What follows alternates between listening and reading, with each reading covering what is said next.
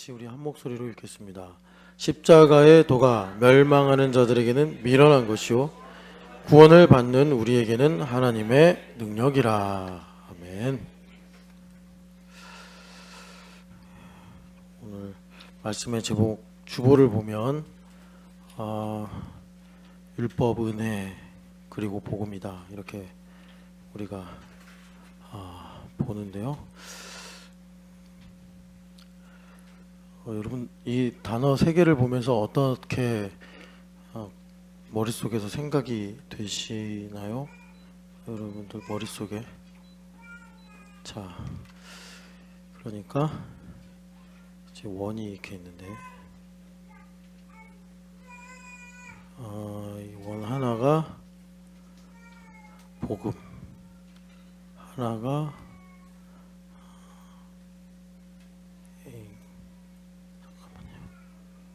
하나가 은혜, 이렇게 있다고 합시다. 그리고 하나가 율법, 율법. 하나가 은혜, 하나가 복음. 여기 이제 3부 예배 하시는 분들 중에 이 단어가 낯설거나 전혀 모르겠다라는 분은 없을 거예요. 좀 각자 이해가 다를 뿐이지. 근데 이 단어가 제 세계 여러분들에게 말풍선처럼 떠오를 때 어떻게 구성이 되시는지 모르겠어요.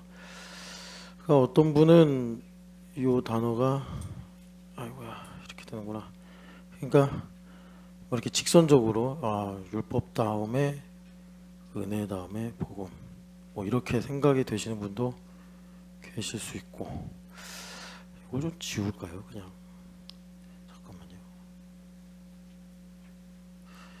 어떤 분은 이제 요게 내 마음대로 안 되네. 그냥 제가 예쁘게 그리는 걸 포기하고, 어떤 분은 요렇게 구성이 되시는 분도 계실 거고, 어떤 분은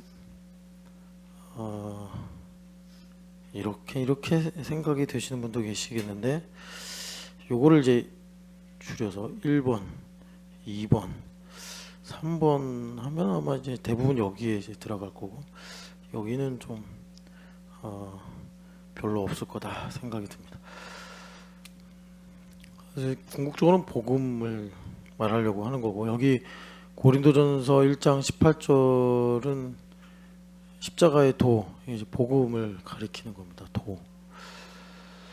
도다. 그래요. 그래서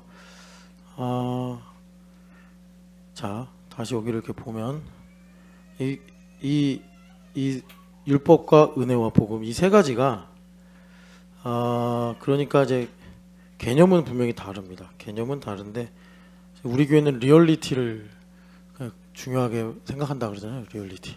우리 교회는 원래 리얼리티입니다. 교회. 예수님의 몸, 교회.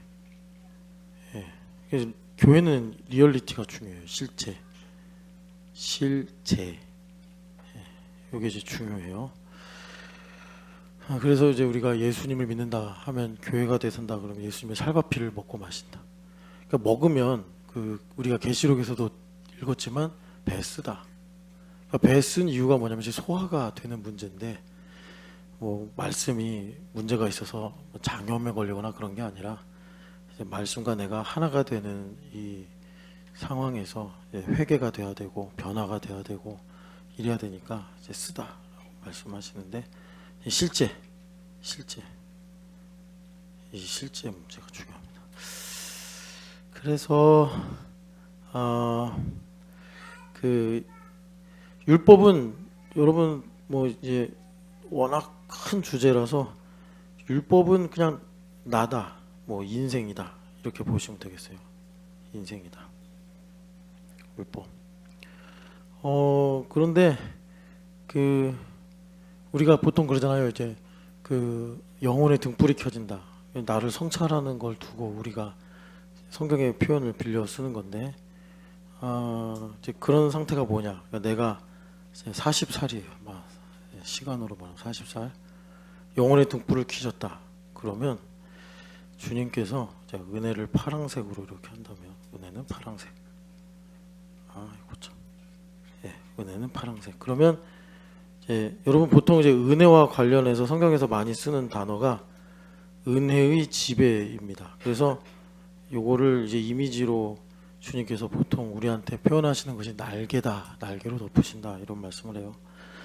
그래서 은혜를 받으면 이 40살이라는 율법이 요렇게 이제 은혜로 덮여집니다. 일치가 되는 거예요. 이걸 우리가 율법과 은혜가 하나가 됐다 이렇게 말합니다. 그래서 율법과 은혜가 하나가 됐다. 40년 다 주님 인도하셨구나. 주님 하신 일이구나. 율법을 주셔서 영혼의 등불을 밝히셔요. 은혜를 받는데 하나님 하신 일과 또 하나님 주신 복이 이제 보이는 거예요. 이게 율법과 은혜가 하나가 된 겁니다. 그러니까 아까 전에 요거 있죠, 요거. 자, 요거 다시 한번 보면, 자, 검정색이 율법이에요. 검정색이 율법. 내가 40년 살았어요. 40. 내가 40년 살았어요. 율법이에요. 파란색이 은혜인데 요렇게, 여기 은혜예요. 그러면 이제 40년 중에 요것만 이제 은혜가 되는 거잖아요. 나머지는 은혜가 아닌 거예요. 근데 내 거이거나 뭐 감사가 안 되거나 뭐 여전히 두렵거나 슬프거나 하는 거예요. 뭐 요거야 뭐 사람에 따라서 어떤 사람은 요 정도에다가 뭐 이제 뭐 더 크게 이렇게 되는 사람도 있을 거고. 근데 그 궁극적으로 예수님께서 주인 되신다 해서 우리가 주와 종이다라고 할 때 이제 성경에서 우리에게 그 이제 그 가르치시는 건 요겁니다. 요거 주와 종이 됐다. 그래서 여러분 이 종 요 일치가 된 거, 요 일치가 된 상태를 귀뚫린 종이다 이렇게 말하는 거예요. 귀뚫린 종이다. 이제 보통 이제 요렇게 산단 말이죠. 이게 왜 그러냐면 이제 성경에서 요거를 가리켜서 어린아이 같기 때문이다. 그래요. 우리 애들 교회에서 밥 먹잖아요. 그러면 이제 어른들이 밥을 해줘요. 반찬.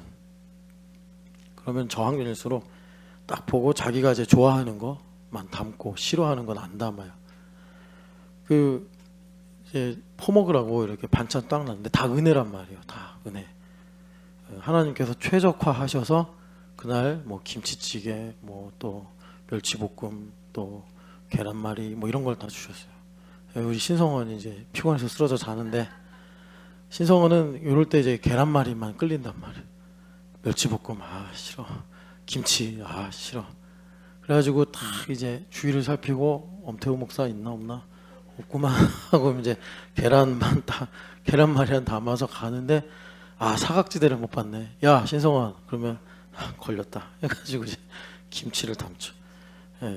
편식 좋아하는 것만 은혜. 어린아이 어쩔 수 없어요. 근데 이제 성원이가 뭐 점점 커야 되고 건강해야 되니까 제가 가르치는 거죠. 편식하니까 이렇게 되는 거예요. 이렇게 되는 거예요. 이렇게 되는 거예요. 아니 이게 뭡니까? 그러니까 히브리서 6장을 보시면 이 문제를 좀 중요하게 말씀하시는데 히브리서 6장 보면은 여러분 4절부터 6절까지 5절까지만 읽어보죠. 4절부터 5절까지만. 한번 빛을 받고 하늘의 은사를 맛보고 성령에 참여한 바 되고 하나님의 선한 말씀과 내세의 능력을 맛보고도 이렇게 말씀합니다. 타락했다라는 거는 히브리서 10장에 보면 다른 말로 더 자세하게 말씀하시는데 믿음의 경주를 안 한 거예요. 그래서 당연히 앞으로 나가야 되는데 뒤로 물러갔다라는 겁니다. 이 타락한 것을 이게 교리로나 뭐 이성적인 논리로 설명이 안 돼요. 인간 마음이 그렇잖아요. 그래서 여기서도 하나의 이미지로 말하는데 이 씨를 심었어요. 그래서 은혜를 받은 게 뭐냐면 이제 비를 하나님께서 뿌려주신 거예요. 그랬더니 7절에 가시 엉겅퀴가 났다. 열매를 맺어야 되는데 가시 엉겅퀴만 나더라. 이게 타락했다. 그러면 여기 이제 4절부터 5절까지 빛을 받고 이제 뭐 영광으로 빛을 본 거죠. 그리고 은사를 맛보고 은혜의 선물을 받은 겁니다. 그리고 성령 하나님에 참여한 바 되고 뭐 이제 우리가 성찬식도 하고 봉사도 하고 지금도 예배하는 게 다 성령 하나님에 참여하는 거예요. 그러니까 어쩔 때는 가끔 이제 은혜 받는 거예요. 뭐 이렇게 성령에 참여한 바 되니까 말씀도 뭐 좀 깨달아지는 것 같고 또 찬양하다 보면 갑자기 오늘은 막 찬양 선곡이 좋네. 뭐 가사가 좋네. 이런 찬양이 있었나. 뭐 그게 성령에 참여하는 거고 말씀을 심지어 하나님의 선한 말씀도 맛본다. 이제 말씀을 뭐 깨닫기도 하고 뭐 말씀 놓고 이루어 주십시오 기도도 하고 이런단 말이에요. 그리고 이제 여기 보면 내세의 능력을 맛보고 그러니까는 이 흑암의 세상 아니고 이제 영원한 세계의 어떤 가치와 또 하나님의 뜻 이런 것들을 이제 경험한단 말이에요. 뭐 흥분도 하고 막 그래요. 근데 그러고서 이제 성장을 안 하는 거죠. 성장을 안 해요. 왜 그러냐면 나중심이에요. 나중심으로 사는 거는 그러니까 이제 소비하며 사는 거예요. 소비하며 사는 거예요. 그러니까 다시 한번 말씀을 드리면 우리가 그 고린도전서 13장에서 사랑한다 그러잖아요. 우리가 항상 이제 사랑한다고 그러면서 조건을 내걸어요. 이렇게 해야지 사랑 아니야? 막 이러는데 그렇게 말하면 성경은 이제 전체가 사랑인데 성경 다 바꿔야 돼요. 이게 하나님 우리 사랑할 수가 없는 거예요.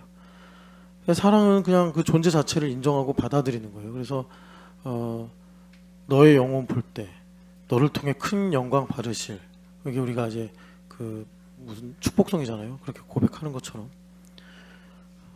나중심으로 이제 살면은 마틴 부부가 말한 대로 계속 소비를 해야 돼. 내 뜻대로 해줘. 내가 원하는 대로 해줘. 나를 만족시켜줘.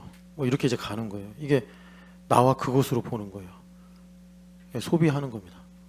궁금하시면 나와 너란 책을 보시면 되고. 그래서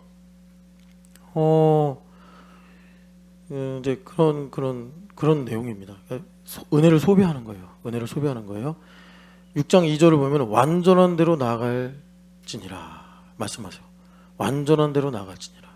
그러니까 우리가 하나님의 사랑이 부어지면 우리가 꿈을 꾼단 말이에요. 꿈을 가져요. 완전한 대로 나아가고 싶은 거예요. 완전한 대로. 그래서 완전한 것이 나에게 오면 고린도전서 13장 10절에 부분적으로 하던 것은 폐하여지리라 이렇게 말씀하시는 거죠. 그래서 하나님께서 허락하시면 우리가 이것을 하리라. 그래서 여러분 여기 4절 5절의 말씀은요, 이게 교리로는 사실 풀 수가 없어요. 어쩔 땐 감리교 교단의 교리가 맞고 어쩔 때는 오순절 교리가 맞고 어쩔 땐 장로교 교리가 맞고 그래요. 이게 마음의 문제이기 때문에 그래요. 심리에 관한 것이기 때문에 이렇게 주님께서 여러 가지 케이스들로 이제 우리에게 말씀하시면서 그러니까 우리가 이제 그냥 이해하기 쉽게 말하면 구원을 받아야 이 영광의 빛을 맛보고 하늘의 은사를 맛보고 성령에 참여한 바 되고 그러는 거 아닙니까? 그런데 여기서는 구원을 안 받아도 이게 가능하다는 거예요. 구원을 안 받아도 뭐 살다 보면 교회도 다니고 교회 다니면서 뭐 신유의 은사도 맛보고 이럴 수 있다. 근데 중요한 건 뭐냐면 갈라디아서 2장의 말씀대로 열매를 맺는 건데 그게 없으면 히브리 기자는 아주 심각하게 우리한테 도전을 주는데 구원 받은지 안 받은지 생각 좀 해봐라 이제 이거죠. 그래서 요 상태가 이제 우리 성원이 상태, 어린아이 상태. 그러니까 내가 좋아하는 것만 은혜예요. 뭐 이걸 이제 40살 뭐 시간으로 봤는데 이거를 뭐 우리 교회 이제 카톡방 보면 딱 60명 나와 있잖아요. 그 60명 중에 나는 한 15명 정도 좋아하고 나머지 45명은 불편해. 뭐 이렇게 나올 수도 있고. 교회에서 하는 일 중에 나는 뭐 예를 들어서 여기 우리 애들 아웃리치는 좋아. 아웃리치는 은혜야. 아웃리치는 좋아. 근데 수학이 하긴 싫어. 막 이럴 수 있어요. 어린 아이예요. 근데 이게 긍정이 될 수 있는 이유는 긍정적으로 우리가 이거를 이제 볼 수 있는 이유, 이걸 긍정적으로 볼 수 있는 것은 이제 우리가 이 단계를 지나서 주와 종의 온전한 관계로 나아가는 일종의 여기 완전한 대로 나아갈지니라. 그러니까 믿음의 경주라고도 말하는 믿음의 성장. 이 성장한다는 전제로 이게 긍정이 되는 거예요. 성원이가 편식을 하는데 그거 갖고서 정죄를 하지 않는 이유는 얘가 이제 내년에는 김치도 더 먹고 싫어하는 멸치볶음도 먹고 나중에 고추장도 된장에 찍어 먹고 뭐 이럴 수 있다. 성장을. 근데 이제 이거는 우리가 이제 형제 자매들을 볼 때 그렇게 적용하고 나에게 있어서 이제 내가 성장을 하는가 이걸 이제 우리가 말씀을 통해서 이제 봐야겠죠. 그래요. 그래서 이제 아까 3번이라고 말한 이 부분. 자, 먼저는 이제 우리의 인생의 율법이라는 게 있죠. 율법 이렇게 있습니다. 근데 하나님께서 나에게 그 연결되고 결합이 되는 걸 통해서 은혜를 이렇게 다 이제 입혀 주시는 거예요. 그러면 어떻게 되느냐? 나의 삶에 복음이 가득하게 됩니다. 복음이 가득하게 돼요. 그럼 이제 세 가지가 하나가 된 거예요. 세 가지가 나의 인생. 잠깐만 보자. 자, 이거 좀 확장해서 내 인생이라고 합시다. 인생 이퀄 하나님의 은혜라고 합시다. 은혜로다. 나의 나 된 것은 하나님의 은혜로다. 그랬더니 예수 그리스도 복음 이렇게 다 이렇게 이제 하나가 되는 겁니다. 그래서 이렇게 되려면 자 고린도전서 16장을 보시면 바울 사도가 고린도서를 전서를 마치면서 좀 나를 위해 기도해줘 이런 말씀하시는데 그게 뭐냐면 자 8절 9절 같이 읽어보겠습니다. 16장 8, 9절입니다. 내가 오순절까지 에베소에 머물려 하면 내게 광대하고 유효한 문이 열렸으나 대적하는 자가 많음이라. 아멘. 그러니까 여기 보면은 이제 에베소에 계신데 지금 에베소에 계시면서 고린도전서를 쓰고 편지를 쓰고 계신데 에베소에 있는 이유는 여기에 복음 이제 정확하게 복음이 빠지긴 했는데 복음에 광대하고 유효한 문이 열렸다. 어디서? 에베소에서 이렇게 말씀합니다. 그러니까 우리가 사도행전 19장을 보면은 이게 뭔 일인지를 이제 볼 수가 있는데 광대하다 그러는 것은 여러분 1, 2부 때 들은 유니버스 생각하시면 되고 유효하다 이거는 디테일을 보시면 됩니다. 그래서 우리 교회가 교회됨의 복음에 하나님 문을 열어주십시오. 광대하고 유효한 문을 열어주십시오 할 때 이렇게 유니버스와 디테일로 하나님께서 우리에게 말씀하시는 것인데 그럼 에베소에서 무슨 일이 있었냐 보면 자 사도행전 19장을 보면은 이걸 좀 더 자세히 볼 수가 있어요. 그러니까 유효하다는 게 왜 디테일이냐면 이 유효하다라는 말이 그 히브리서 4장 보면은 하나님의 말씀은 살아있고 운동력이 있다 그러잖아요. 그게 유효한 거예요. 그 운동력이 있는 결과로 무슨 일이 생기냐면 영과 혼과 관절 골수를 찔러 쪼개거든요. 그러니까 영과 혼을 찔러 쪼개고 관절과 골수를 찔러 쪼개는 건 상당히 디테일한 겁니다. 그러니까 아까 1부 때 제가 이렇게 말씀드렸잖아요. 우리가 돈을 쓰는데 우리가 하나님께 이 물질의 청지기로 살아가려면 이 물질에 있어서 디테일하게 알아야 된다. 그냥 내가 하나님 뭐 예물 드렸으니까 하나님께서 복 주셔서 뭐 나로 부족함이 없게 하시고 그 정도가 안 되고 이제 칼럼에 쓴 것처럼 돈이라는 게 지금 어쩔 수 없어요. 우리가 이 시대에 살면서 유익한 것도 있고 불편한 것도 있는데 불편한 건 뭐냐면 돈이라는 그러니까 뭐라 그럴까 이 사람들 머릿속에 개념이 바뀌고 있단 말이에요. 근데 우리는 이 시대 속에 폭풍 안에 소용돌이 안에 있으니까 바뀌는 줄 모르고 그냥 우리는 그 흐름에 이렇게 휩쓸려서 그냥 뭐라 그럴까 부유물처럼 떠가고 있는 건데 우리가 이제 세상을 본받지 않고 하나님의 뜻대로 살려고 그러면 이걸 이제 거슬러 간단 말이에요. 이제 거슬러 가면서 돈이라는 것이 단순히 어떤 가치 저장의 기능, 물건과 물건을 바꾸는 교환의 기능이 아니라 이제는 돈 자체가 이제 가상화폐가 되면서 뭐 금이 없어도 미국의 신용도가 없어도 그 자체가 그냥 하이퍼 리얼리즘이 돼가지고 그 자체가 힘이 있고 뭐라 그럴까 가치가 있고 이런 존재가 된단 말이에요. 그렇게 되면은 이 돈이라는 것이 지금도 그런 게 있지만 더 아주 강력하고 또 아주 치밀하게 우리의 마음과 생각을 다스려서 이런 것을 이미 주님께서 2000년 전에 다 보시고 우리한테 짐승의 수를 이겨야 된다.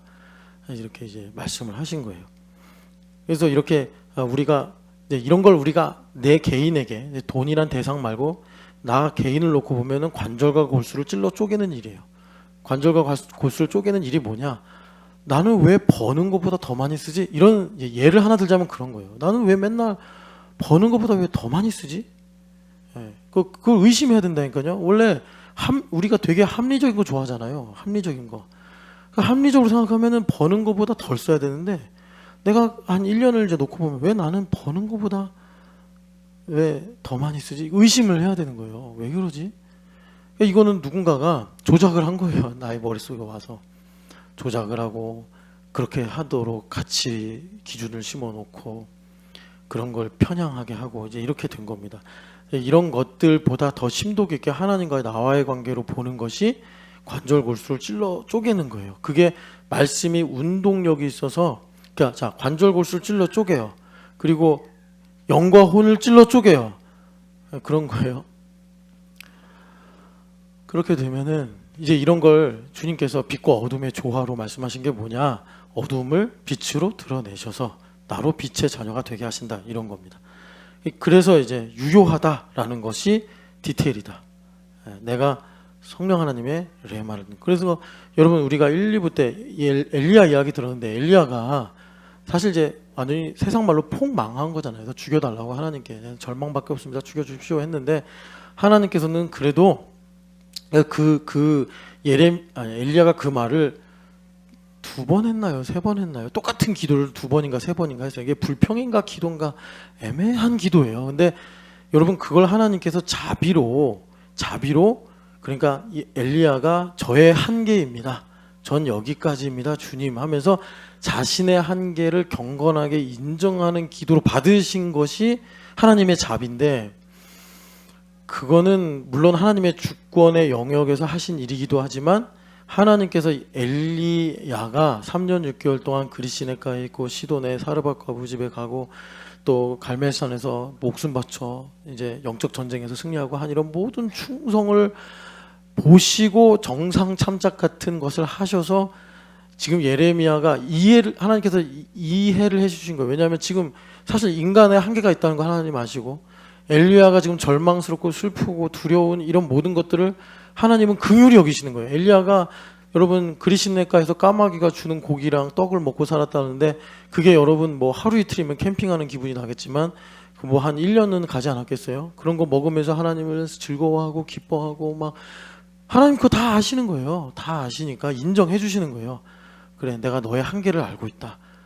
그냥 우리가 엘리야처럼 막 뭐 흉내를 내듯이 모방을 하듯이 죽여주세요 이러면 하나님께서 죽이시진 않고 죽을 때까지 이렇게 좀 가셨다가 너 그렇게 기도하면 안 돼. 이런 걸 이제 우리한테 가르쳐 주시는 거예요.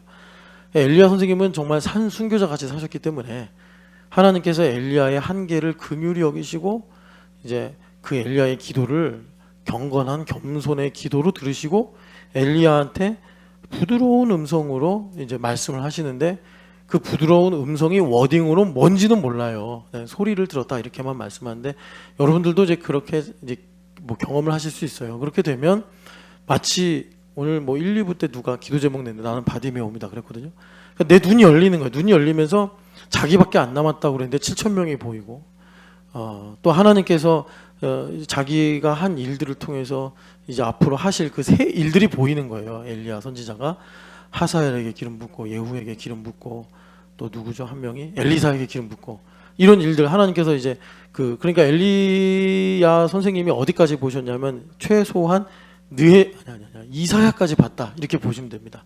왜냐하면 그 남은 자가 이사야서에서 꽃을 피우기 때문에 이게 디테일이에요. 그러니까 바람 소리죠. 풀잎에 일어나는 바람 소리를 들을 정도로 하나님께서 거룩을 우리에게 초격처로 이루신다고 그랬는데 그 세미한 음성이 이제 우리에게 들릴 때 우리 예성이의 아버지가 예성이의 뭐 예를 들어 뭐 자기 나이대만큼까지 볼 수 있는 거예요. 아, 하나님의 뜻과 사랑과 계획이 거구나. 그럼 이만영 집사님이 그걸 보면 이제 부르심에 사로잡혀 이미 얻었다 함도 아니요 온전히 이루었다 함도 아니라 새벽에 코피 터지게 나오는 거예요. 뭐 그러다가 뭐 몸 다 하면 그냥 죽는 거고, 전사하듯이 하나님 앞에 가는 거고. 그렇게 하면 이제 하나님께서 그 기도를 받으시고 이제 그 예송이를 위해 기도하는 아버지의 기도를 통해서 이제 하나님께서 지키시고 복 주시고 이제 그런 거죠. 그래서 에베소에 이제 광대하고 유한 문이 열렸다 했는데, 지금 우리가 사도행전 19장을 이제 보려고 아까 말하다가 여기까지 왔는데, 사도행전 19장 어디를 보시냐면 20절 말씀 읽어보겠습니다. 19장이 무슨 일이 도대체 에베소에 일어났길래 그러냐 했더니, 자 시작. 이와 같이 주의 말씀이 힘이 있어 흥왕하여 세력을 얻으니라. 아멘. 그러니까 무슨 일이 일어났냐면, 여기서 중요한 것이 말씀이 힘이 있어서 흥왕했다, 이렇게 말씀합니다. 말씀이 힘이 있어 흥왕했다. 이게 눈에 보여야 말이죠. 뭐 화롯불을 막 뜨겁게 하면은 좀 피부에 느껴지니까 야, 말씀이 흥왕하나 보다, 뭐 이렇게 우리가 말할 수 있고, 우리는 보통 그래요. 막 사람이 엄청나게 모이면 야, 말씀이 흥왕하고 세력이 있다. 아니에요. 사람 많이 모이는 문제가 아니에요. 말씀이 힘이 있고 흥왕하여 세력을 얻으면요, 여러분 성경 말씀대로 보면은 찬양을 하게 됩니다. 찬양. 그래서 우리가 이제 한 주일의 예배 중에 마지막을 3부 예배, 찬양 예배로 하는 이유가, 우리에게 주신 말씀이 찬양을 할 때, 여러분 이제 사도행전 19장에 이어 20장이 나오잖아요. 20장 보면 20장에 아주 중요한 말씀, 은혜의 말씀을 전하기 위하여 내 생명을 조금 더 귀한 것으로 여기지 아니하노라 하는 이런 이제 바울 사도의 어떤 좌우명 같은 말씀도 있고, 그리고 또 30 몇 절이죠. 30 몇 절인가? 32절 보면은 은혜의 말씀께 부탁하노니 너희를 든든히 세우실 것이다. 살아있는 말씀에 대한 고백이 나오고, 또 우리가 잘 아는 35절, 다 이게 에베소 교회 장로들한테 고별 설교를 하신 내용이에요. 보면은 주는 것이 받는 것보다 복되다. 이 말씀들 이렇게 하시는데, 이 말씀이 흥왕하고 세력이 있다. 하나님 찬양하는 거예요. 찬양하는 거. 그래서 시편에 보면은 우리가 찬양할 때 하나님께서 보좌에 오르신다. 그러니까 말씀이 흥왕하고 세력이 있다는 것은 말씀의 지배력이 강해진다는 건데, 지배력이 강해진다는 건 하나님께서 보좌에 딱 좌정하셔서 마치 그 다윗 왕이 고백한 것처럼 여호와의 발판을 내가 봉안했습니다 그러잖아요.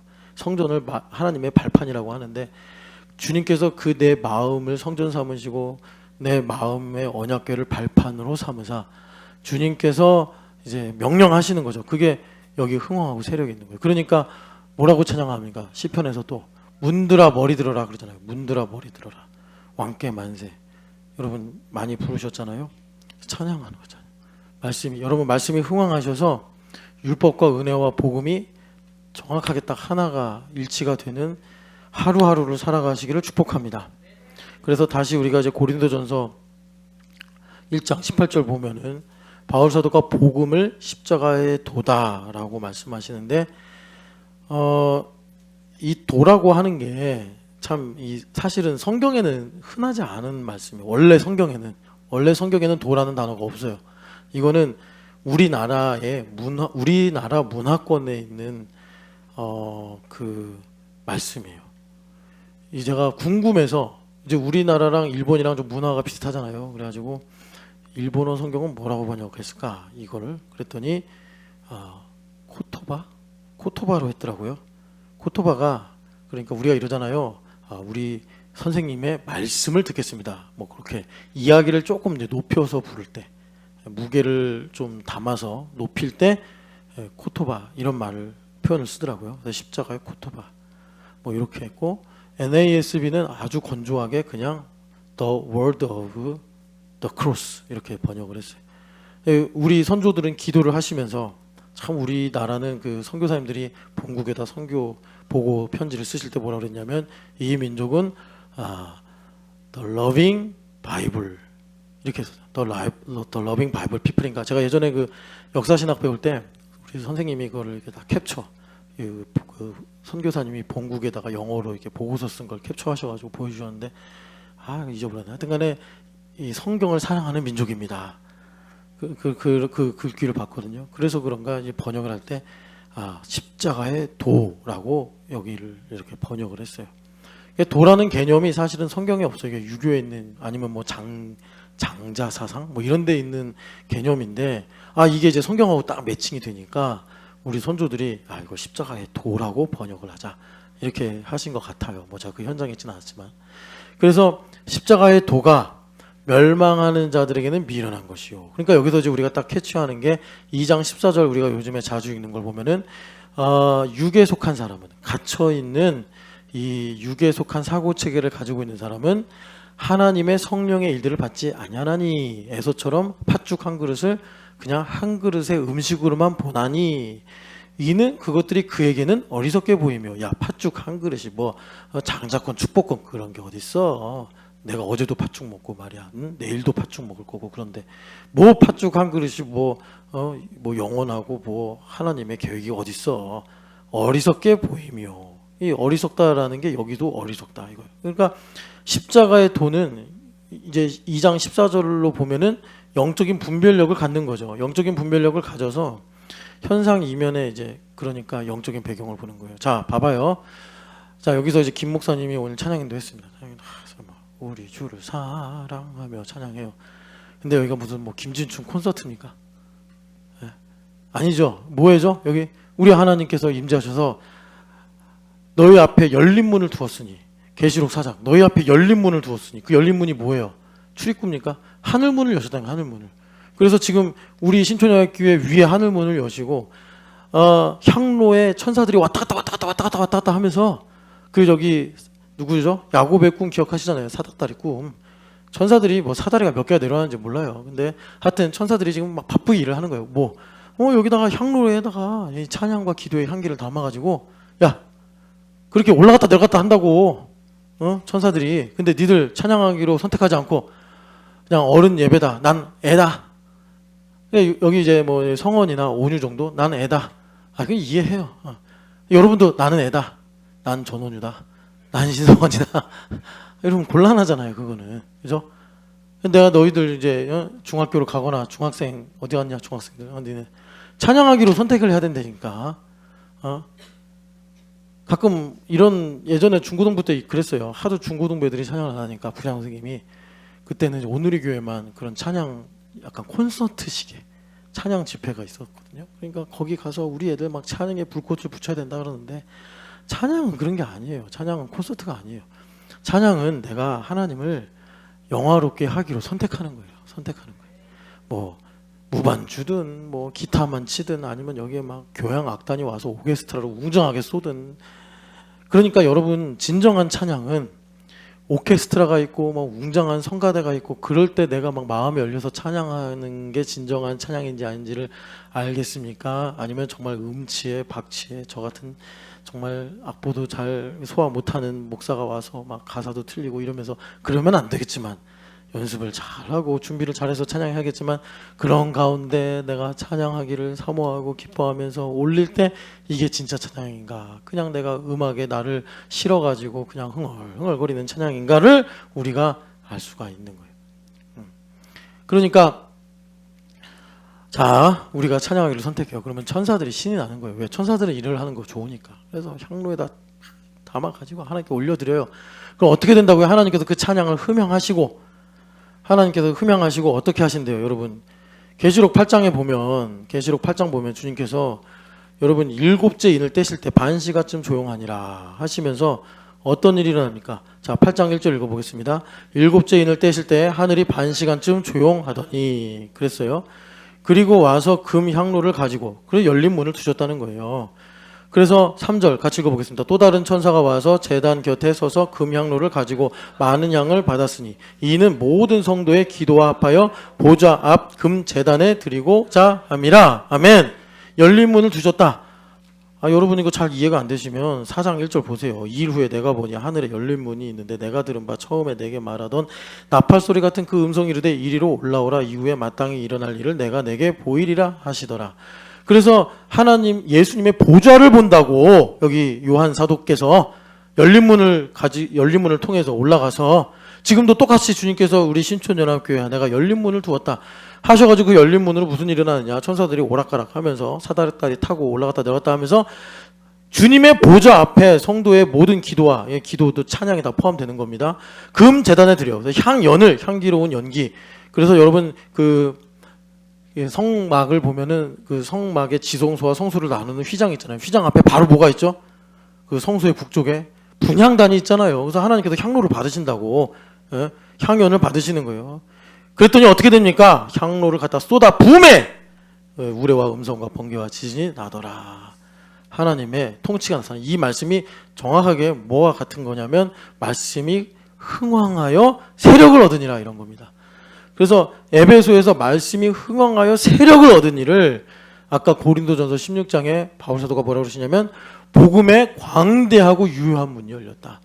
복음의 광대하고 유효한 문이 열렸다. 그러니까는 복음이 하나의 파편적인 지식이나 어떤 뭐 파편적인 감동, 감정 이런 게 아니라 그리스도의 세계가 되는 거예요. 말씀이 살아있고 운동력이 있어서 나에게 하나의 세계로 펼쳐지면서 유효하다. 내 마음에 내 인생의 영과 혼과 관절골수를 찔러 쪼개면서 사실 그 쪼개면서 뭐 하는 거냐면 내 힘으로 살려고 하는 죄로 말미암아 내 안에 숨어있는 민수기에 보면은 노예로 400년 살다 보니까 얼마나 그 언어에 문화에 의복에 뭐 또 절기에 거기에 그 우상 숭배가 찌들어 있겠어요. 그러니까 아모스도 보면 너희들이 한 번이라도 40년 동안 나에게 제대로 예배한 적이 있느냐? 니들이 항상 그 뭐 별의 신, 뭐 운명의 신 걔네들한테 절하지 않았냐? 하나님 그러신 거예요. 그러니까 그게 뭔 말이냐면 이스라엘 백성들이 하나님을 치팅했다기보다 그들이 40년 동안 광야 행진을 하면서 400년 동안 그들의 할아버지로부터 흘러내려온 그런 문화 속에 찌든 우상 숭배. 그러니까 우리도 여러분 지금 K-팝 무슨 데몬 헌스터 해가지고 세계가 막 뭐 한국은 혁신적이네 뭐네 하지만 그거 다 우리에게 찌들어 있는 뭐 여러 가지 무속 신앙 뭐 토테미즘 이런 거 아닙니까? 우리 안에 다 그런 두려움이 있으니까 때로는 신앙생활하다 정죄도 받는 거고 어둠이 드러나는 것도 있고 막 이런 거예요. 그래서 그런 것들을 주님께서 말씀이 유효하여 디테일하게 드러내서 엘리야도 그렇게 뒤집어진 것처럼 하나님께서 우리를 새롭게 하셔서 그렇게 하시는 건데 이제 그런 모든 일의 현장이 찬양이다. 찬양이다. 제가 지금 정확하게 기억이 안 나는데 한번 읽었으면 좋겠는데 시편 46편인가요? 47편인가요? 시편 47편인가? 우리의 찬양을 받으시고 보좌로 올라가는 시편이 어디 있죠? 보좌로 올라가시는 시편 47편이죠? 그렇죠? 47편. 아유 주님 감사합니다. 자 여기 봐봐요. 47편 1절. 야 너희들 잘 들어. 너희들 잘 들어. 이성원 깼어? 춥지? 추워가지고 지금 하나님께서 성경책 펴라고. 시편 47편 어여펴.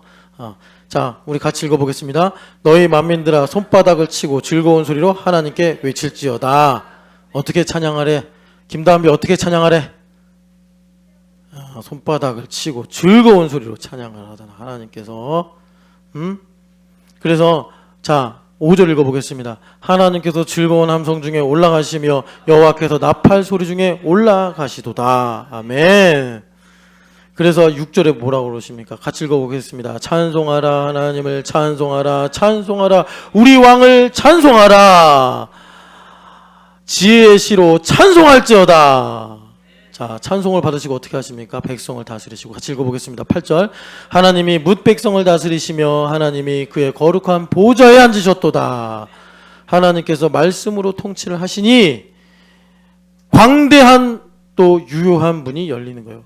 말씀이 흥왕하여 세력을 얻게 되는 것입니다. 여러분 그런 찬양 예배가 되시기를 축복합니다. 그렇게 될 때 나의 인생 율법이죠. 나의 인생이 은혜구나. 나의 나 된 것은 은혜구나. 그렇게 될 때 이제 내가 귀가 뚫린 종이 되어서 세미한 음성을 듣고 어떻게 사는 거죠? 내가 사는 것이 아니오 그리스도께서 사시는 것이라. 복음의 인생을 우리가 살게 되는 것입니다. 그래서 이렇게 우리가 이제 영안이 열려야지. 야 3부 예배 이제 하늘문이 드디어 열리는구나.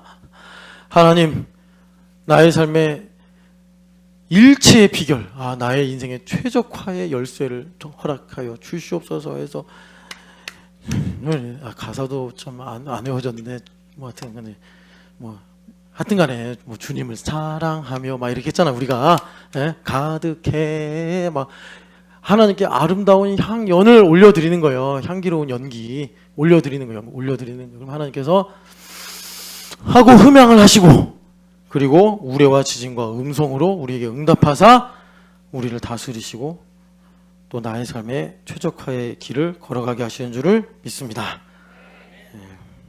그래요. 그래서 여러분, 율법과 은혜와 복음은 사실 우리가 그리스도 예수 안에서 하나다. 자, 십자가의 도가 성경에 여러 군데 나와요. 십자가의 도가 대표적으로 누구든지 나를 따르려면 자기를 부인하고 자기 십자가를 지고 나를 좇을 것이니라. 이게 십자가의 도예요. 그리고 또 대표적인 십자가의 도가 갈라디아서 2장 20절 읽어볼까요? 갈라디아서 2장 19절에서 20절 같이 읽어보겠습니다. 갈라디아서 2장 19절에서 20절 같이 읽어보겠습니다. 내가 율법으로 말미암아 율법에 대하여 죽었나니 이는 하나님에 대하여 살려 함이라. 내가 그리스도와 함께 십자가에 못 박혔나니 그런즉 이제는 내가 사는 것이 아니요 오직 내 안에 그리스도께서 사시는 것이라. 이제 내가 육체 가운데 사는 것은 나를 사랑하사 나를 위하여 자기 자신을 버리신 하나님의 아들을 믿는 믿음 안에서 사는 것이라. 아멘. 십자가의 도가 뭐냐? I have been crucified. B는 안 들어가는 거다. I have crucified with Christ. 그리스도와 함께 십자가에 못 박혔나니. 이게 십자가의 도예요. 그러면 십자가에 못 박혔다는 게 뭐냐, 내가. 그게 6장 17절에 보면 나는 그리스도의 십자가 외에 결코 자랑할 것이 없다. 그 말씀이란 뜻인데 그것을 바울 사도가 풀어서 말씀하시기를, 자, 이제 내가 사는 것이 아니요 내 안에 그리스도가 사는 것이라. 그러면서 이제 내가 육체 가운데 사는 것은, 그러니까 여러분, 내가 안 사는 게 아니에요. 내가 사는 거예요. 십자가의 도가 뭐냐면 내가 살아. 내가 출근도 하고 내가 밥도 하고 내가 사람도 만나고 내가 일도 하고 배우기도 하고 하는 거. 내가 육체 가운데 사는 것은, 아까 보니까 김찬양 집사님 마라톤 회장인데 뭐 오늘 마라톤 하러 갑시다 또 그러더라고요. 예. 근데 모르죠. 또 이제 예배 끝나고 저 집에 가야 됩니다. 우린 다 알죠. 예. 그런가 보다 하고 보내줘야죠. 뭐 어떡하겠어요. 여하튼간에 이제 마라톤 하자. 육체 가운데 사는 것은, 김차영 집사님이 마라톤 하는 것은 내가 하는 것이 아니요 예수님께서 마라톤 하시는 것이다. 그거예요. 하나님의 아들을 믿는 믿음 안에서 사는 것이라. 이게 십자가의 도예요. 그러니까 내가 사는 건 현상이고 영 안이 열려서 예수님께서 하시는 거구나. 그렇단 말이에요. 그래서 우리가 이제 영 안이 열리면 그 찬양하는 일을 어리석게 보는 게 뭔지 아시겠죠? 그냥 3부 예배구나. 찬양하는구나. 오늘 찬양 선곡은 이렇구나. 어렵구나. 뭐 이렇게 하면서 그냥 넘어가는 게, 이제 아까 말씀드린 대로 고린도전서 1장 18절 보면은 이거 참 그렇다고 이걸 그대로 대입할 수는 없다. 하여튼간에 그 영적인 분별력이 없는 사람은 미련하게 보는 거예요. 이게 미련하다는 게 그런 거예요. 이게 육에 팥죽 한 그릇이구나. 야곱이 또 나 이겨 먹으려고 팥죽 한 그릇으로 나를 유혹하는구나. 뭐 이런 식으로 보는 거죠. 근데 그 팥죽 한 그릇이 아니라 하나님의 장자권이요 축복권이다. 구원을 받는 우리에게는 그것이 하나님의 능력이요 하나님의 지혜다라고 말씀하는 거예요. 그래서 자, 18절 복음이 이런 건데, 자, 이게 뭐냐? 그래서 바울 사도가 또 부연을 해주세요. 그게 뭐냐면 19절의 인용문인데, 기록된 바 같이 읽어보겠습니다. 내가 지혜 있는 자들의 지혜를 멸하고 총명한 자들의 총명을 폐하리라 하였으니. 아멘. 이 말씀이 어디 있는 거야 하면, 이제 관주 성경을 가지고 계신 분은 이사야서 29장이구나. 자, 이사야서 29장을 가보세요. 이사야서 29장을 가면은 이 이사야서에서 이제 말씀하시는데 24장이었죠? 아니었나? 29장이었나? 29장이었나요? 29장 14절 같이 읽어보겠습니다. 그러므로 내가 이 백성 중에 기이한 일, 곧 기이하고 가장 기이한 일을 다시 행하리니 그들 중에서 지혜자의 지혜가 없고 명철한 자의 총명이 가려지리라. 아멘. 그래서 어리석어지는 거예요. 어리석어지는 거예요. 여러분, 여기서 중요한 거는 하나님께서 기이한 일을 행하시겠다라고 하시고, 그래서 인간의 지혜로, 인간의 명철로는 알 수가 없는 하나님의 기이한 일을 행하겠다. 왜 그렇게 하시냐면 13절 말씀 우리가 잘 아는데, 이것도 읽어보죠. 주께서 이르시되 이 백성이 입으로는 나를 가까이하며 입술로는 나를 공경하나 그들의 마음은 내게서 멀리 떠나니 그들이 나를 경외함은 사람의 계명으로 가르침을 받았을 뿐이라. 아멘. 육체 할례는 받고 마음의 할례를 받지 못했다. 예레미야서의 말씀이죠. 그런 거예요. 그들이 유대인으로 태어나가지고 뭐 절기도 지키고 하나님께 제사하는데 마음의 할례를 받지 못해서 하나님을 사랑하지는 않는다. 무거운 책임을 짊어진다고 생각한다. 교회 와서 빨리 집에 가고 싶다. 이런 생각만 한다. 이렇게 주님께서 말씀하시는 거예요. 입술로는 나를 공경한다. 그래서 예수님께서 중요한 그 마태복음이 이제 마태가 직업이 그래서 그런지 모르겠는데 복음인데 매우 율법적인 복음서를 썼어요.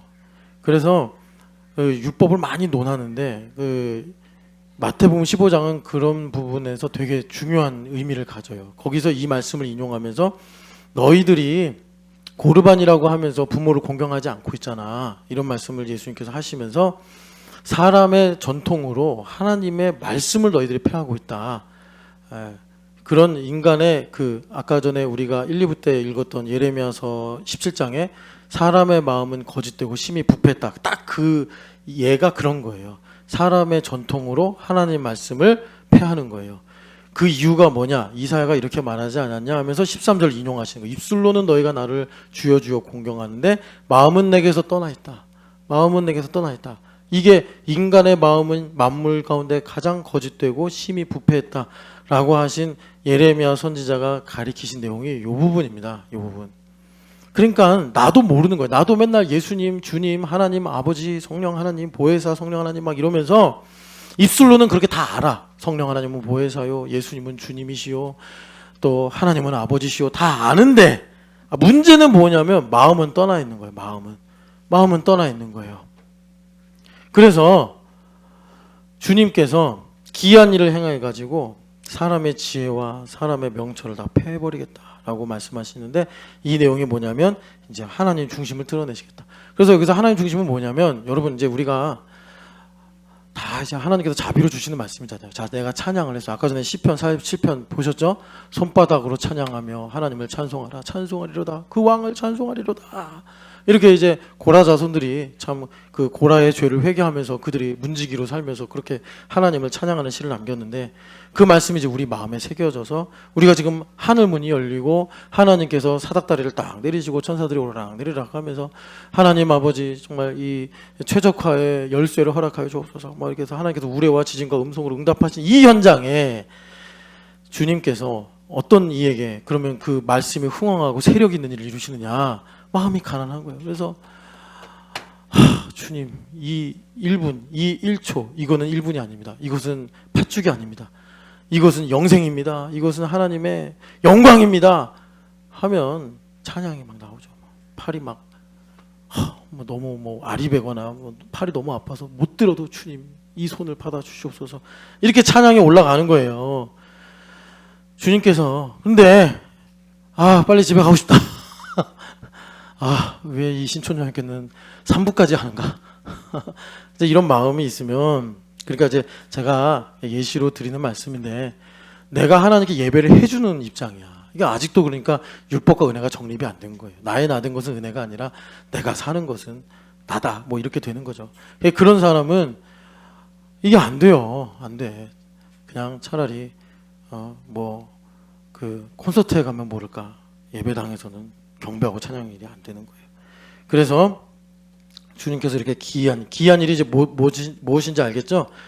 고린도전서 18장 1장 18절 보면은 너희들이 문벌이 있느냐, 너희들이 무슨 권력이 있느냐, 너희들 중에 지식이 있는 자가 있느냐 하시면서 하나님께서 기이한 일 행하신 걸, 세상을 부끄럽게 하려고 내가 너희를 택해서 너희로 하나님의 자녀가 되게 하지 않았냐. 그게 이제 여기 말씀하는 기이한 일이에요. 기이한 일. 그래서 자, 주님께서 왜 이렇게 기이하게 마치 우리를 속이시듯이 하나님께서 이렇게 기이한 일을 행하시냐면 이유는 너희들이 마음이 펄펄스 돼서, 너희들의 마음이 왜곡되어서, 너희들의 마음이 거짓되고 부패해서 하나님을 이용해 먹으려고만 하고 하나님을 사랑하기보다 어떻게 하나님께서 내 뜻과 내 원하는 걸 이루어 주시지 않을까, 그런 생각을 하고 있기 때문에 입술로는 공경하나 마음은 나에게서 멀어져 있기 때문에, 그래서 하나님께서 이렇게 기이한 일을 행하시는데, 자, 요 부분만 제가 이제 마무리로 말씀 전하고 마칠게요. 이게 무슨 내용이냐? 이런 내용을 이제 이사야서도 조금 다뤄요. 조금 다루는데 이게 주제는 아니기 때문에 잠깐 스쳐가듯이 가고, 이사야 선지자의 후배 예레미야 선지자는 이사야 때보다 험난한 시대를 살았는데, 그러니까 보통은 선지자들이 하나님의 승리와 하나님의 축복을 예언해야 되는데 예레미야는 계속 망한다 이것만 예언하고 살았던 거예요. 그래서 예레미야 선지자의 이 뭐라 할까, 이 말씀에는 욥기와 거의 견줄 만한, 그러니까 우리 교회 이제 상담 공부하시는 분들이 많은데 그런 깊은 심리의 세계가 있어요. 그래서 아까도 우리가 죄의 문제가 뭐냐 이런 것을 예레미야서 17장으로 말씀드렸는데, 자, 그 예레미야서 42장을 보면은 좀 희한한 사건이 하나 있습니다. 이제 제가 한번 설명을 해드릴게요. 이야기처럼. 그러면 복음이 이런 거구나, 여러분들 좀 실감할 수 있어요. 42장에 무슨 얘기가 나오냐면 요하난이라는 군인 이야기가 나오는데, 이게 뭐냐면 그 앞에 이제 예루살렘이 망해요. 유다가 망합니다. 유다가 망해서 그 느부갓네살 왕이 유대인 중에 총독을 하나 세워요. 그 사람 이름이 그다랴인데, 이 사람이 좀 이 시세를 못 읽는 사람이에요. 그래서 이스마엘이라는 사람한테 암살을 당해요. 이스마엘은 정치적으로 보면은 반바벨론주의자예요. 그다랴는 친바벨론주의자고, 그래서 그다랴를 죽여요. 그다랴를 죽였는데 이게 이제 바벨론에 알려지면은 뭐 또 바벨론이 와가지고 혼쭐 낼 거 아니에요. 그러는 가운데 이제 요하난이 여러 가지 판단을 해서 이스마엘을 물리쳐요. 그래서 이스마엘이 도망갑니다. 암몬인가로 도망을 가버리고, 그리고 요하난이, 자 봐봐요. 시드기야 왕 때 예레미야가 그렇게 핍박을 받으면서 당신들은 바벨론에 항복을 해야 됩니다. 바벨론은 하나님의 심판이자 구원의 도구입니다. 그렇게 말씀을 막 전했는데 아무도 안 믿었어. 그리고 많은 거짓 선지자들이 하나님께서 승리를 주실 것입니다. 끌려갔던 우리 동포들은 뭐 2년 안에 돌아올 겁니다. 막 그렇게 거짓 선지자들이 예언을 했는데, 그리고 그래서 예레미야는 막 이제 인기도 없고 뭐 설교도 못하는 그런 선지자였는데, 나중에 되어진 결과를 보니까 예레미야 말이 맞아요. 그래서 이 느부갓네살 왕의 군인 그 장군도 예레미야가 딱 잡힌 걸 보고, 우리 느부갓네살 왕께서 당신을 포로로 대우하지 말고 당신을 귀인으로 대접하라고 했다 해가지고 선택권도 주고, 그래서 예레미야가 바벨론으로 안 가고, 남들은 이제 자기 말대로 됐으니까 저 사람은 신나게 바벨론으로 가겠군 했는데 바벨론으로 안 가고 이제 가나안 땅에 남기로 예레미야가 결정을 해요. 그런데 그 상황에서 그다랴가 암살당하고 이스마엘이 잠깐 3일 천하 하다가 요하난에게 쫓겨서 암몬으로 도망가고, 지금 요하난이 딱 예레미야를 만나는 겁니다. 그래서 42장 1, 2절 읽어보겠습니다. 이에 모든 군대의 지휘관과 가레야의 아들 요하난과 호사야의 아들 여사냐와 백성의 낮은 자로부터 높은 자까지 다 나와 선지자 예레미야에게 이르되, 당신은 우리의 탄원을 듣고 이 남아있는 모든 자를 위하여 당신의 하나님 여호와께 기도해 주소서. 당신이 보는 바와 같이 우리는 많은 사람 중에서 남은 적은 무리이니. 그래서 당신 하나님 여호와께서 우리가 마땅히 갈 길과 할 일을 보이시기로 원합니다. 기도해 주세요. 하나님의 뜻이 무엇인지 가르쳐 주세요. 하나님께서 응답하시는 대로 우리 할게요 라고 요하난이 말했어요. 그러니까 제가 지금 요하난이 어떤 서사를 가지고 있는지 말씀드렸죠. 그 배경을. 그러니까 이 말이 진심이겠어요? 위선이겠어요? 진심이에요. 진심. 아니 지금 바빌론 때문에 폭 망한 거 다 봤고, 그러면서 지금 이제 이 예레미야의 입술에 있는 말로 하나님께서 좌지우지하시는 거를 요하난은 경험적으로 배웠고 알았기 때문에, 예레미야 말대로 하면은 우리는 살 수 있다. 지금 뭐 바벨론도 위협이고 또 남아있는 이 어지러운 상황도 있고 하니까 예레미야 말만 들으면 산다 해서 진심으로 요하난이 예레미야에게 부탁을 한 거예요. 부탁을 했는데, 자, 하나님께서 응답을 하시는데 7절부터 11절까지 응답을 하십니다. 응답을 하셔서 뭐라고 그러시냐면, 그래서 8절에 보면은 낮은 자로부터 높은 자까지 하나님께서 다 부르시는 거예요. 불러서 그들에게 이르되, 이제 예레미야가 하나님 말씀을 대언을 하는 겁니다. 너희가 나를 보내어 너희의 간구를 이스라엘 하나님 여호와께 드리게 하지 아니하였느냐. 그래서 하나님께서 이렇게 응답을 하셨다. 자, 10절 읽어보겠습니다. 너희가 이 땅에 눌러 앉아 산다면 내가 너희를 세우고 헐지 아니하며 너희를 심고 뽑지 아니하리니 이는 내가 너희에게 내린 재난에 대하여 뜻을 돌이킴이라. 아멘. 그러니까 하나님께서 뭐라고 말씀하시냐면, 여기 눌러 앉아 살아. 그러면서 11절에 두려워하는 바벨론의 왕을 겁내지 말아라. 너희들 바벨론 왕 무서워하는 거 안다. 지금 그다랴 암살 사건 때문에 느부갓네살 왕이 다시 군대를 이끌고 와서 보복할까봐 두렵지 겁내지 마라. 걔는 그냥 나의 도구에 불과해. 주님 말씀하시는 거예요. 그러면서 12절에 내가 너희를 불쌍히 여길 거야. 그래서 바벨론 왕도 너희를 불쌍히 여길 거야. 걱정하지 마. 이제 하나님께서 응답을 하시는 겁니다. 그러나 자 13절 읽어보겠습니다. 그러나 만일 너희가 너희 하나님 여호와의 말씀에 복종하지 아니하고 말하기를 우리는 이 땅에 살지 아니하리라 하며, 자 하나님도 우리 중심을 다 살피시는 거예요. 너희들 마음에 두려움이 있는 거 알아. 그래서 너희가 여기 남아있다가는 느부갓네살 왕한테 뼈도 못 추릴 수 있어. 그러니까 우리가 빨리 왕이 오기 전에 다른 데로 가야 돼.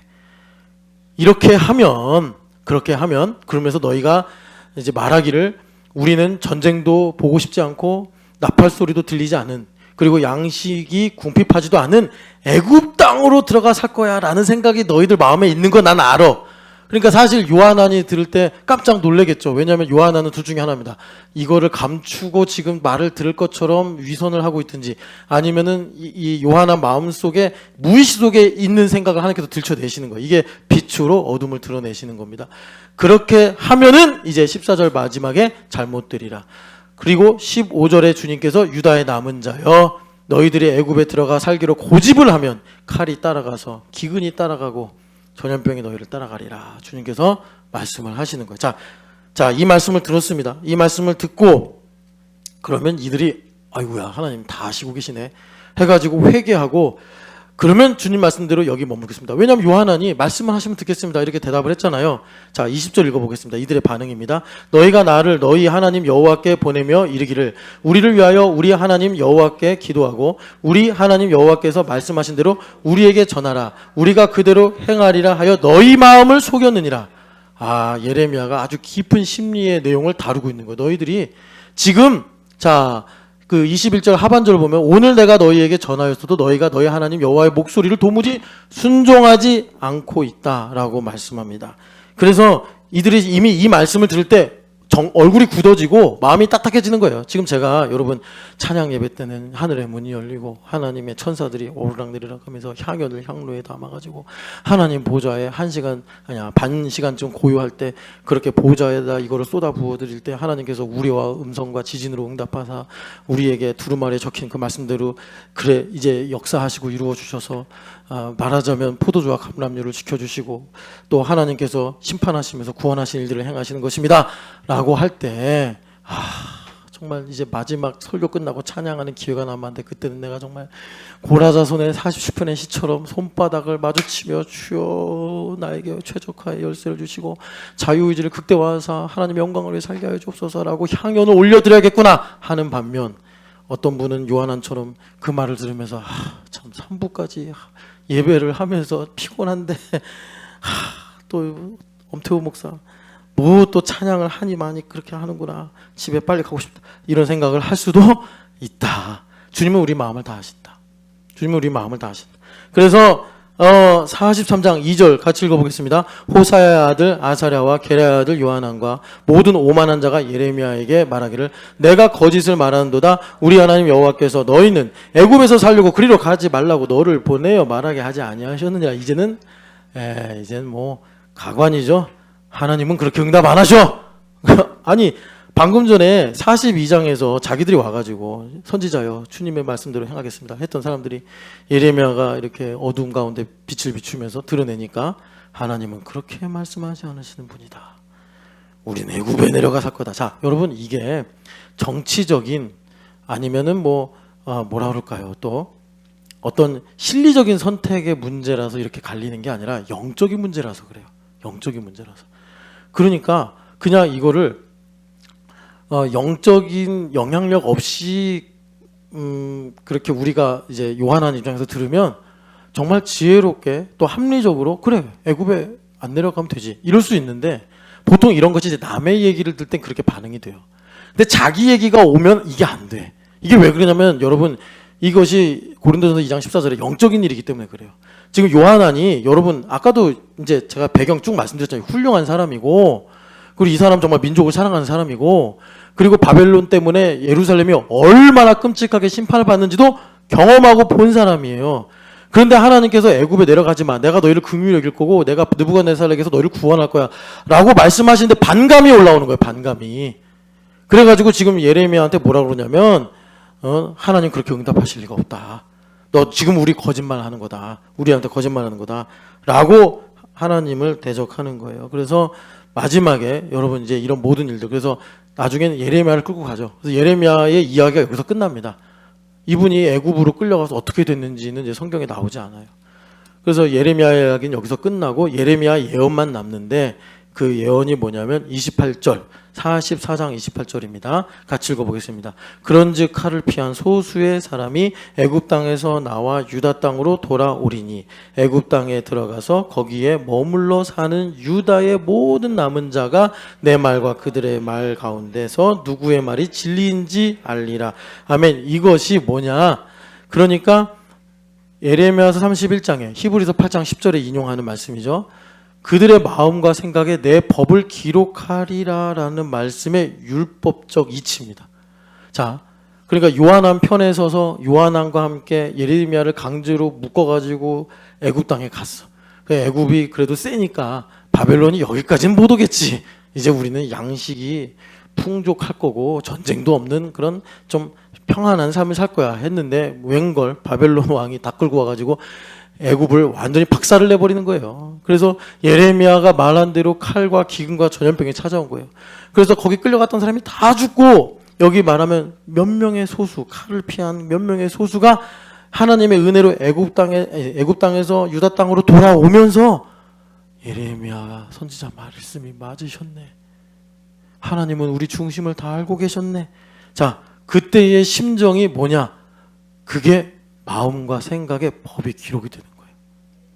그래서 바벨론을 끌려갔다 돌아온 사람들이 마음과 생각의 법이 기록이 되는 거예요. 어떻게? 하나님의 죄악의 형벌을 기쁨으로 받으면서 하나님의 선하심을 이제 인정할 때 그렇게 마음과 생각의 그 법이 기록이 되는 건데, 신명기로 보면은 이걸 주님께서 어떻게 하기를 원하시느냐? 너희들이 가나안 땅에 살면서 하나님을 마음을 다하여 뜻을 다하여 힘을 다하여 사랑하며 마음의 할례를 받아 생명을 얻어 여호와를 사랑하게 하시는 걸로, 하나님은 그렇게 우리 마음과 생각에 은혜로 이 마음과 생각에 법이 기록이 된 걸 이루기를 원하시는데, 우리가 하나님의 예정하심을 무시하고 내 마음대로 하겠다고 끝까지 가면은 우리 하나님도 포기하지 않으시고 끝까지 다 해버리시고서 결국 나는 피조물이기 때문에 끝은 정해져 있어요. 하나님은 오르시고 나는 하나님을 경배하고 하나님 인정해야 돼요. 그러니까 끝까지 가면 하나님 말씀이 맞네. 그래서 마음과 생각의 법이 기록이 되는 거예요. 여러분, 이 복음을, 그러니까 신명기에서는 뭐라고 그랬냐면, 자, 6장, 신명기 6장으로 가볼게요. 신명기 6장에서는 주님께서 그 복음을 어떻게 말씀하셨느냐. 자, 4절부터 6절 읽어보겠습니다.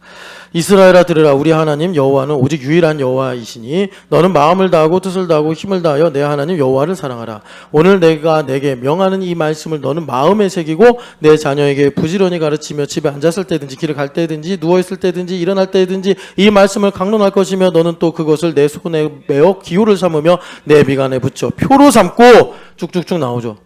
이렇게 해가지고 주님께서 마음의 할례를 받아 마음이 부드러워져서 하나님의 말씀을 마음에 새겨 하나님을 마음을 다하여 사랑하고 뜻을 다하고 힘을 다하여 사랑하라 라고 복음을 주시는데, 그런데 자, 복음이 뭐예요? 그러니까 여기서 복음은 7절 8절 말씀이에요. 9절까지 복음인데, 자, 그러니까 이걸 우리로 말하면, 제 신명기 때는 신촌영학교회가 없잖아요. 신촌영학교회로 말하면 서로 사랑하라, 서로 연결하고 결합이 되어 서로 사랑하면, 그 말씀이 뭐냐면 너희가 부지런히 가르치며 집에 앉아있을 때든지 길에 갈 때든지 누워있을 때든지 일어날 때든지 이 말씀을 자녀에게 강론한다라는 하나의 명제가 오늘 우리에게는 연결되고 결합이 되어 서로 사랑하면, 주님께서 그 연결되고 결합이 된 힘줄과 마디를 통해서 하나님의 생명력을 우리에게 불어넣어 주셔서 어떻게 하신대요? 우리가 애굽에 끌려가지 않아도, 우리가 그러니까 저기 70년 동안 바벨론에 가지 않아도 하나님을 마음을 다하여 뜻을 다하여 힘을 다하여 사랑하는 이 일들을 우리에게 부어주시겠다 말씀하시는 것입니다. 이것이 복음이에요. 복음.